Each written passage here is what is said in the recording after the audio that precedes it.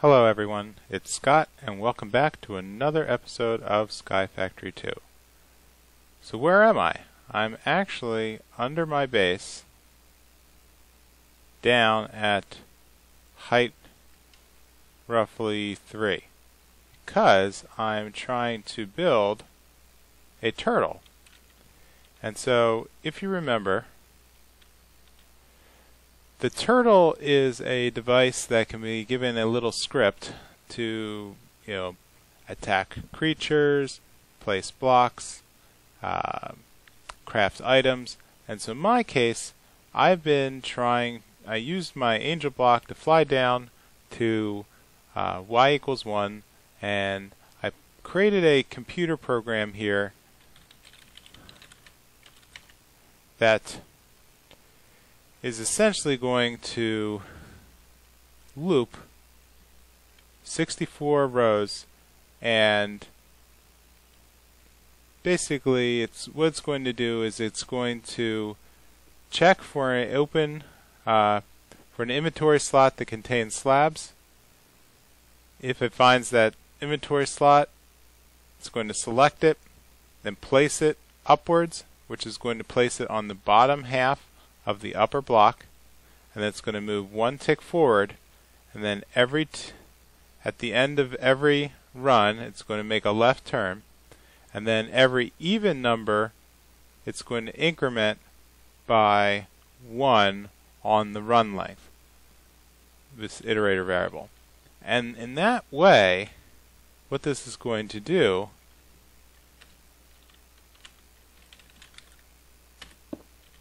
is automatically build out a cobblestone slab platform under my base of half slabs, and I'm going to start moving some machinery down here to the bottom, like maybe the sifter or the ME system, to kind of get it out of the way of normal operations and give myself a lot more room to work than just a couple panels up. And so this is going to save me a lot of time as I basically go on to work on other things. So as that turtle gets to work, I've been playing with the ME system here. I'm in the process of moving stuff. Technically, what really happened was I accidentally vein minored one of the cables, thinking it would just get rid of that color. Instead, it got rid of every cable everywhere. So I'm going to have to relay out, and I think in the process, it's pretty much a good excuse to move things out of this little compact area, because I think I've outgrown the ME system placement. Now, one thing I did do recently was I just automated a trash can through an export bus to get rid of all of these half-broken bows. So by adding a fuzzy card to the export bus, it gives you the ability to create a filter to look at the damage variable on a particular item. So with this, any item that has 99% or less damage on a bow will be thrown into a extra utilities trash can, which is essentially the same as throwing it out of the world. And so by doing that, this also cleaned up a lot of space in the ME system, basically because bows were treated as a single slot item, and you can see I got rid of them all, and so even though they were a single count, that damage basically made them act like a unique item to the system. So with that gone, I have a lot of green dots again, showing that I have open space in the ME system basically to do things. So once I have more room in the factory area, I'm going to create a couple more dedicated subscribers like I showed before, there are 4 different presses that create 4 different components that are needed for basic ME operation, and so it'd be good if I could automate those that item creation. So back up top, what I like to do is basically go through and clean up some of the achievements here. So I killed a wither. I used an angel block. I've not yet planted a flower in 5 biomes, but in between episodes, I went through and I basically went through and created master stones for each of the 4 cyclic assemblers, and with that I am now able to craft Zivicio essence on demand, which will basically, I think, trivialize the making the well, I'm gonna have to reconnect all of my machines, and then I'll be able to make the Zivicio essence in order to create the Zivicio infused armor. And what's nice about that armor versus this jetpack is the jetpack basically in hover mode is always sinking. Zivicio armor basically acts like creative fly mode, where if you tap the fly button you basically stay put. So let's figure out what we can work on next. Alright, we're back, and I fixed the ME system at least to the point that I can craft items again. So what I wanted to show is that at the end of last episode I was able to create automatically 1 Zivicio essence, well, actually as many as I want, but in this case it's doing a cascade create across those 4 machines, crafting the Accio, crafting the Crucio, crafting the Imperio, and will eventually work its way up to the Zivicio. And like I said before, I need to put a couple of acceleration cards in the machine, basically to speed up the offload from the crafting box. But like that, I'm now able to produce additional Zivicio.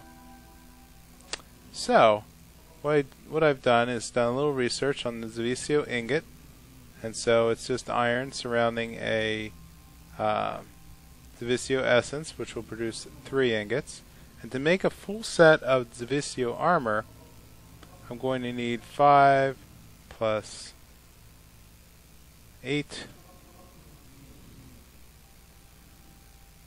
plus 7 plus 4, which I worked out was 24. So I needed 8 Zivicio. So I really just need to make 3 more.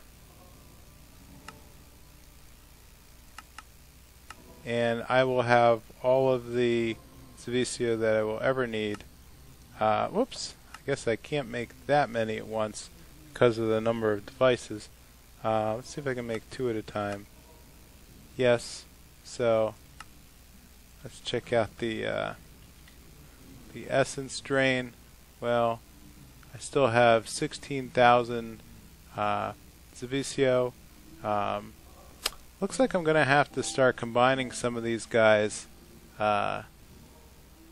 either automatically. I have a lot of redstone essence that I could be pumping out redstone now. Our concentrated essence berry. Wonder if that actually is getting farmed. I'll have to look into that. I don't recall farming that many essence berries, but using the essence seeds, I have 243 EXP essence that can be combined. And let's go back, grab that Zivicio and make one more. And so by queuing up the Zivicio ingot, I can essentially order up the 24 as soon as it's available. And I'm not sure what I really need. I'd have to look into what other seeds I'm really missing. But with the 8 Zivicio essence, let's craft up the 8, actually, sorry, 24 ingots, and bada bing. And with those 24 ingots, I should be able to make the helmet, the chest plate, the leggings, and the boots. Ta-da! So, let's unload the jetpack, sorry pal, and load up a full set of the Zivicio armor. And we see that negates all fall damage and gives us flight. So let's see how it works. So a double space tap basically puts me now in levitate mode, and I can get used to this. And shift brings me down. Awesome. Okay, well that's going to save me a lot of time and energy. So, great. So I can cross that guy off the list.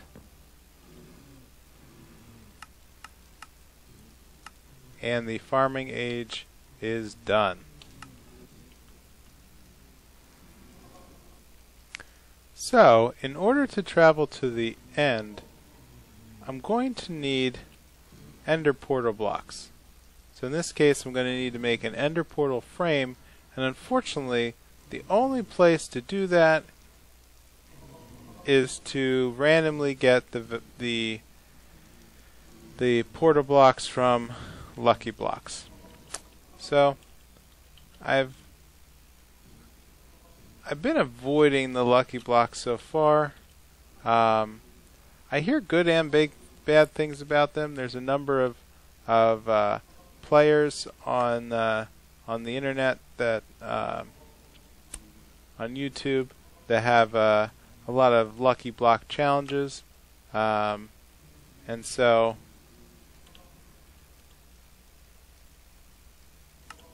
good and bad things can come from it. And let's see what we can do to make a very lucky block. No, sorry. So I was reading that you can increase the probability. Here we go. So if you combine gemstones with a lucky block, depending upon the value of the item combined, it'll actually raise the luck of the block. And what that does is it increases your probability that you're going to get a good return from the block versus, you know, junk or instant death. So I kind of want to go in that direction. A block of emerald increases it by 80. Looks like, I guess, 80%. I have a lot of emeralds to sacrifice, but I could just live with the probability. Oops. System's getting a little backed up here. It's getting a lot backed up here. Alright, let's do a little bit of maintenance. Okay, so this is another thing I need to clean up. There's just too much stuff going out of the sifting system now to manage manually.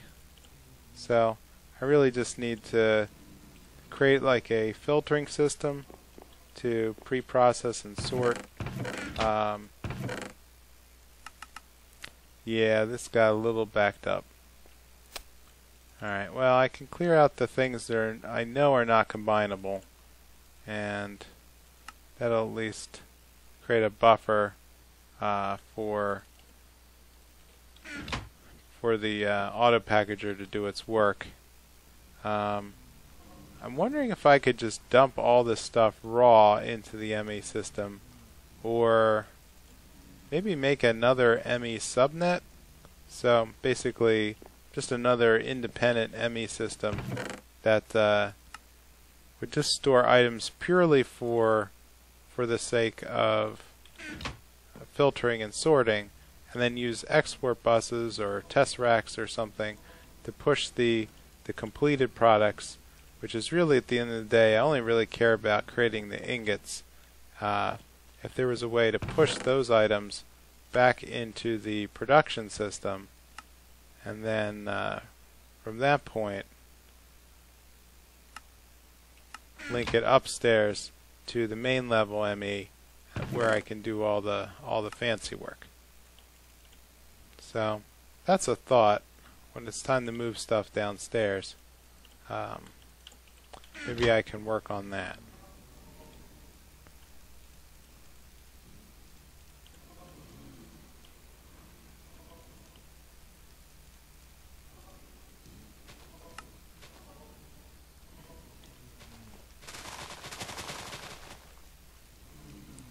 Anyway, so back to the lucky blocks.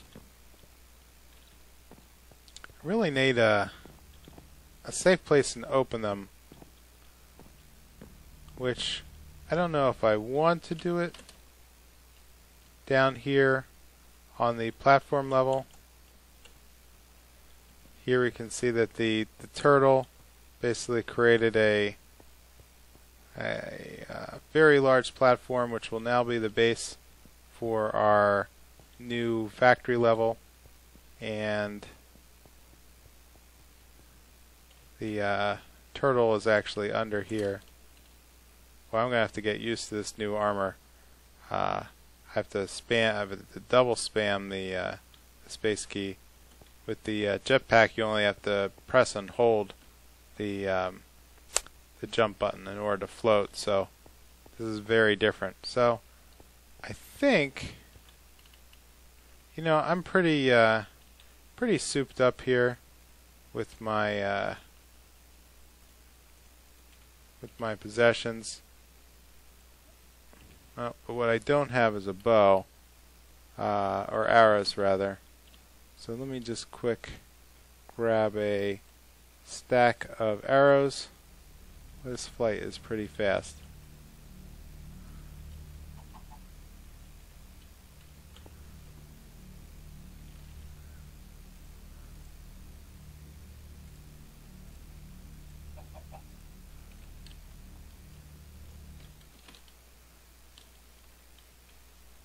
Oops.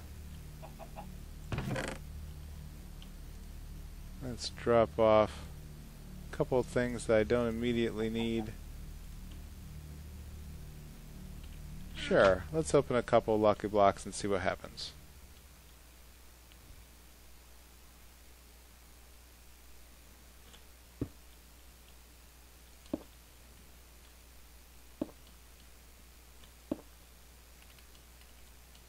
What's the worst that can happen? Oh, it gave me a chest of some pretty cool stuff. Alright, that's not bad.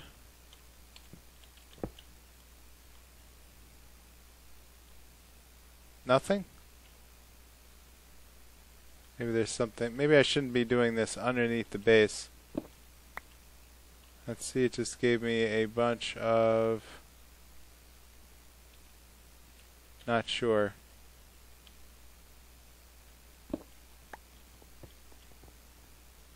And I have a little bit of blindness.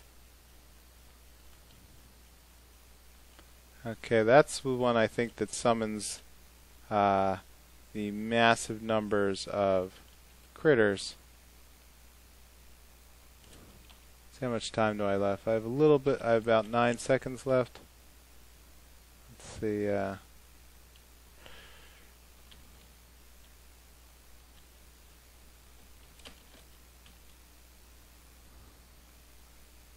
Yeah, okay.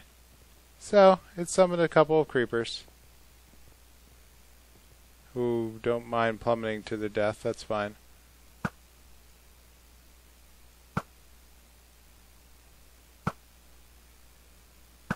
So, I guess to do the actual, to work my way up to the Ender portal is going to take quite a lot of blocks. So, I have no idea how many lucky blocks that's going to take.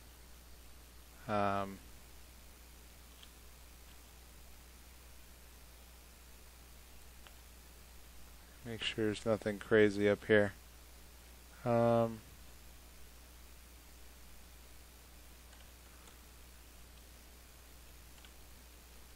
So, that's just going to be a lot of grinding, I think, of lucky blocks to get those pieces. So that's something I can do off camera, or at least maybe record it and then come back and do like a highlights of cool things that popped out of the lucky blocks. It's going to take me a while to make some more. Plus, I have to make sure they have enough. Yeah, I have enough gold ingots to kind of get going. I may want to look into a means of grinding down all this, all these gold items into something that, you know, into. Oh, I have a lot of gold coins. Oh, which reminds me, loot bags. Oof, 800 loot bags. Quite a lot of bags that need to be opened. So I'm going to need to set up the loot bag opening system with the right-clicking autonomous activator, and that'll give me something to do to build a filtering system to open all those bags. All right, I'll see you in a bit. Alright folks, I'm back, and that was quite a task. So what I ended up doing was moving almost all the machines downstairs to this lowest level. So let me demo what I've done. So over here I created a quick cobble gen with an 8-stack interaction upgrade. So this actually mines 8 cobble per tick, which very easily fills up this block, which connects to a Java barrel as a buffer, which in turn feeds 2 sag mills and a furnace. The furnace is producing stone. The sag mills produce sand and gravel, which go into a holding system in the deep storage unit, where they're fed up to stacks of automatic sieves. And these sieves I've arranged in a way that I could add more in a vertical fashion if I would just add more sag mills, which I'm probably going to do as soon as I get a better energy conduit in and out to the base. So all of these sieves are feeding this gold chest, which, just like upstairs, has a auto packager that creates combinations in 2x2 and 3x3 fashions, and I've been adding transfer nodes with filters to move all the non-combinable items as I discover them down to a holding chest, which is in turn sucked through an item duct back to the ender chest. So items that are non-smeltable and non-combinable go down back to the ender chest. Items that have been combined that are non-smeltable go down to the ender chest. And those that are smeltable, just like upstairs, in fact I just stole the same item, comes around into a sorting chest, which then is transferred into 3 separate stacks of smelteries, which then feed a ender fluid conduit. And what's nice about the ender fluid conduit is it allows multiple fluids to flow simultaneously, instantaneously along the same track. So this ender fluid conduit is part of Ender IO, uses a vibrant alloy, which I have a lot of thanks to the loop bags, and it's pretty simple formula that's a very powerful fluid transport mechanism. And so this then feeds a system of casting basins, which each casting basin has a fluid filter that inserts from the smeltery network and only allows that one particular fluid to fill up the basin. And so this is essentially when I have 9 ingots worth, it's producing 1 block of everything, all the fluids I have so far, that are then sucked through item ducts once I get a finished casting, and the item duct network feeds directly back to the ender chest, which is then being eaten by the ME system upstairs. And that is a pretty crazy network that has become really efficient in automating all of my ore production. And as a result, I have again completely filled up my ME system. So I'm either going to need to go in and investigate 4K cells and or more drives. Basically I need to go through and I think offload some of the highest level items here. I can actually sort by number of items, so I can see that I now have 6,000 aluminum ingots, so it's essentially taking up 6 storage containers worth. So marble is getting pretty ridiculous since I started sifting the smooth stone. It just seems like everything produces marble. So I think I'm going to need to create another deep storage unit network somewhere where I can offload the items, and this little network over here is just not cutting it. This is still too constrained of an area, and I'll just need to figure out what to do about that. Now I have been playing with the Tesseract.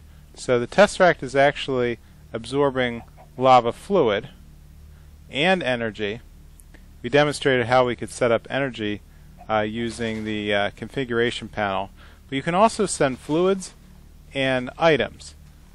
So in this case I was testing, if I were to drop this resonant ender drum and let's say the pyrotheum, it's actually being absorbed and sent into the Tesseract, where it detects that downstairs I have a output feeder from the Tesseract.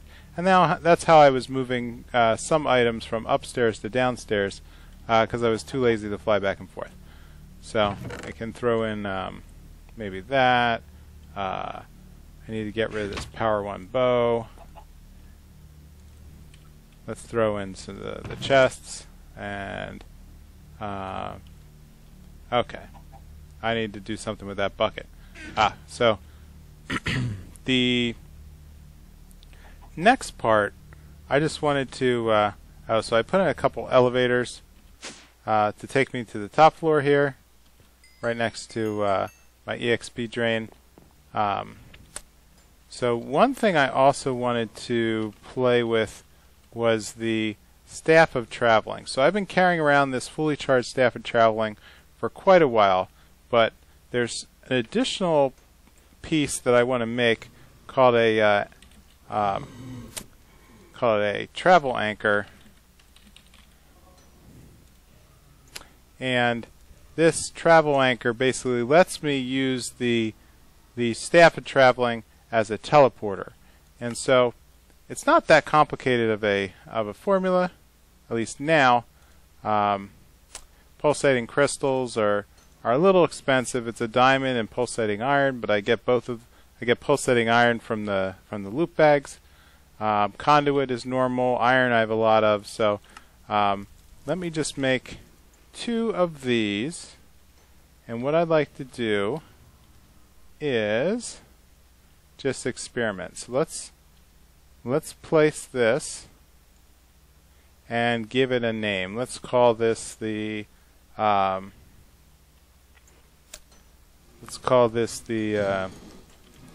don't know, for lack of a term, the main floor, or it's called the ME system rather. ME interface. And so what I'm going to do is make this a public node. And so what I need to do is figure out how to hide this.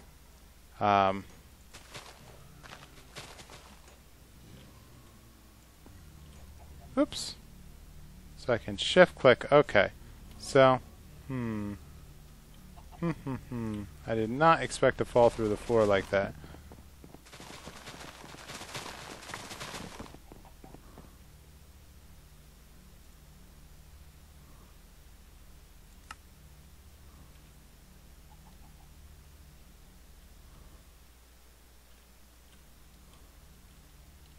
Is that going to happen all the time? Shift click. Yep. Okay, great. Alright, so I'm going to need to do a little bit more investigation into the ME interface, or I'm sorry, the travel anchor. So that's something I'll probably handle at the start of next episode. So with that, I think I'm going to call it an episode. So if you could, leave a like, leave a comment, let me know how I'm doing, and I will see you next time on Sky Factory 2. Bye!